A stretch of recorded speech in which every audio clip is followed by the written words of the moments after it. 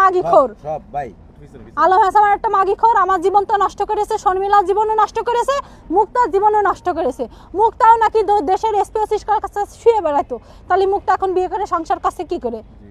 এত কিছু জানার পর আপনি কেন আসলেন, আমার প্রশ্ন এটাই। আমি শুধু জানতাম যে ওর বিয়ে হয়েছিল, বউ চলে গিয়েছে, কিন্তু ও নামাজ কালাম পড়তে নেশা করে না, এই কারণে আমি ওর কাছে আসছিলাম। কিন্তু আমি জানি না যে ওই বউ এইভাবে মারধর করে বাচ্চা কাচ্চা নিতে দেয় না, এটা আমি জানতাম না। বিয়ের আগেই বলছিল বিয়ের পরে আমরা 1 মাসে বাচ্চা কাচ্চা নিয়ে নেব।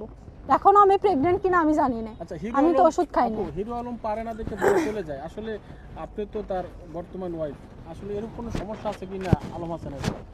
কি আলম হাসানের শারীরিক কোনো সমস্যা নেই, লুইসর গ্রেট, আবার শারীরিক সমস্যা কিসের হবে?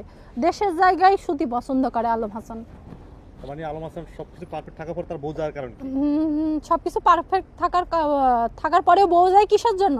ও আসলে লোভ লালসাই, ও কন্ট্রোভার্সি করতে চায়। কিন্তু একটা মেয়ে আসলে বিয়ের আগে যেমনই থাক না কেন, বিয়ের পরে চায় না যে তার ইজ্জতহানি হোক। ও চাই যে ওর প্রতিনিয়ত অন্য মানুষ কন্ট্রোভার্সি করুক, শাকিব খানের নিয়ে কথা বলার দরকার নেই, অন্য মানুষ কথা বলুক, এইটা চাই। সেলিব্রিটি হোক সে। ও চাই যে আরো ওর মিলিয়ন মিলিয়ন ভিউ হোক। আপনি আগের ভিডিও দেখেন আর আমার সাথে ভিডিওর পরে দেখেন যে ওর নিয়ে কত, মানে ওর ভিডিও কতটা ভাইরাল হয়েছে। আর আগের ভিডিওর সাথে এখনকার ভিডিও যোগ করে আপনারা দেখেন যে আমি কতটা গুলো সত্যি কথা বলছি আর কত আমি মিথ্যা কথা বলছি কিনা। আর